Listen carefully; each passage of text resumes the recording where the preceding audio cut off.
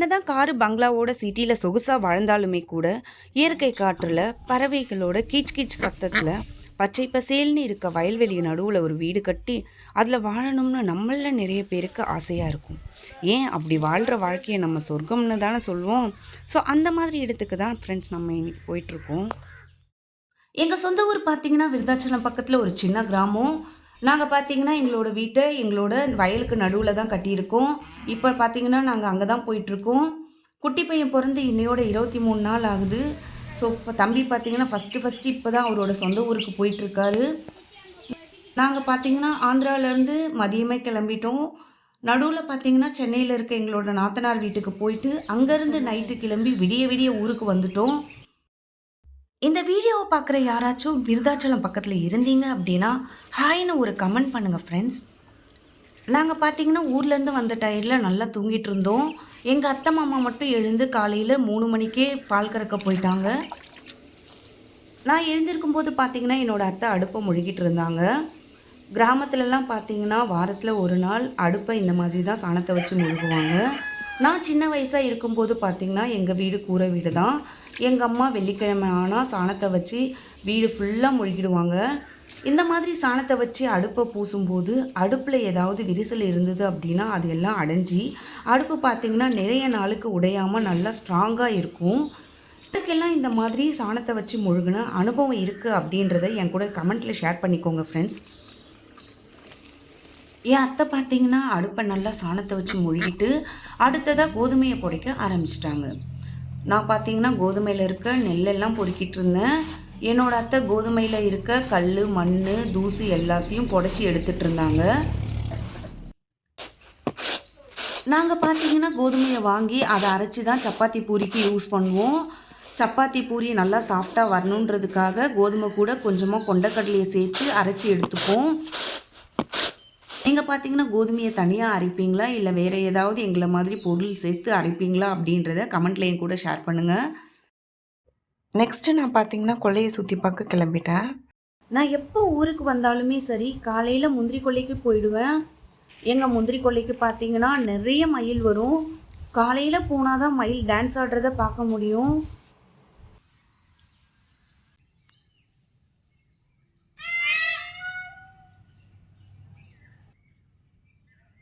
பாருங்கள் ஃப்ரெண்ட்ஸ் எவ்வளோ மயில் இருக்குன்னு, மயில் தொகை எவ்வளோ நீட்டாக இருக்குன்னு பாருங்கள் ஃப்ரெண்ட்ஸ். மயில் டான்ஸ் ஆடுறத பார்த்துட்டு 2 முந்திரி பழத்தை பறித்து சாப்பிட்டுட்டே வீட்டுக்கு வந்துட்டேன். இந்த வீடியோவை பார்க்குறவங்க யாருக்காச்சும் முந்திரி பழம் பிடிக்கும் அப்படின்னா எஸ் அப்படின்னு கமெண்ட் பண்ணுங்கள் ஃப்ரெண்ட்ஸ். அத்தை பார்த்தீங்கன்னா கோதுமையை புடைச்சி முடிச்சதும் எங்கள் மரத்தில் இருக்க மாங்காய் பலாக்காயை பறிக்க ஆரம்பிச்சிட்டோம். Check the mic and make sure it sound right, boys. நாங்கள் பார்த்தீங்கன்னா மாங்காயை பறித்து கொஞ்சத்தை விற்றுட்டோம். 1 கிலோ பார்த்தீங்கன்னா 25 ரூபாய்க்கு வாங்கிட்டு போனாங்க. எப்போவுமே கடையில் வாங்கி சாப்பிட்றத விட இந்த மாதிரி மரத்தில் பறிக்கிற மாங்காயை ஸ்ட்ரெயிட்டாக வாங்கணும் அப்படின்னா காசும் கம்மியாக இருக்கும், அதே சமயம் டேஸ்ட்டும் அட்டகாசமாக இருக்கும். இந்த மரத்துக்காய் பார்த்தீங்கன்னா நார்காய்னு சொல்லுவாங்க. பழம் சூப்பராக தேன் மாதிரி இருக்கும். குட்டி பழம் பார்த்தீங்களா எவ்வளோ சூப்பராக இருக்குன்னு.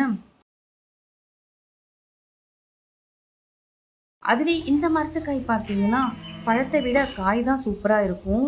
இந்த காயை உடைச்சி சாப்பிடும்போது நல்லா சூப்பராக இருக்கும். இந்த மரத்துக்காய் பார்த்தீங்கன்னா ஊறுகாய் போடவும் ரொம்பவே நல்லாயிருக்கும். ஸோ கொஞ்சம் மாங்காவை ஊறுகாய் போட ஒதுக்கி வச்சுட்டு மீதிய சொந்தக்காரங்களுக்கும் தெரிஞ்சவங்களுக்கும் கொடுத்துட்டோம். நெக்ஸ்ட்டு பார்த்தீங்கன்னா பறித்த பலாக்காயை எடுத்துகிட்டு வந்து பழுக்க வச்சிட்டோம். பலாக்காயை பார்த்தீங்கன்னா சீக்கிரமாக பழுக்க வைக்க வெயிலில் காய வைப்போம். இந்த மரத்துக்காய் பார்த்தீங்கன்னா தேன் மாதிரி இருக்கும். பலாப்பழம் சூஸ் பண்ணும்போது எப்போவுமே மேலே இருக்க முள் சின்னதாக இருக்க மாதிரி பார்த்து வாங்கணும் அப்படின்னா டேஸ்ட்டு சூப்பராக இருக்கும்.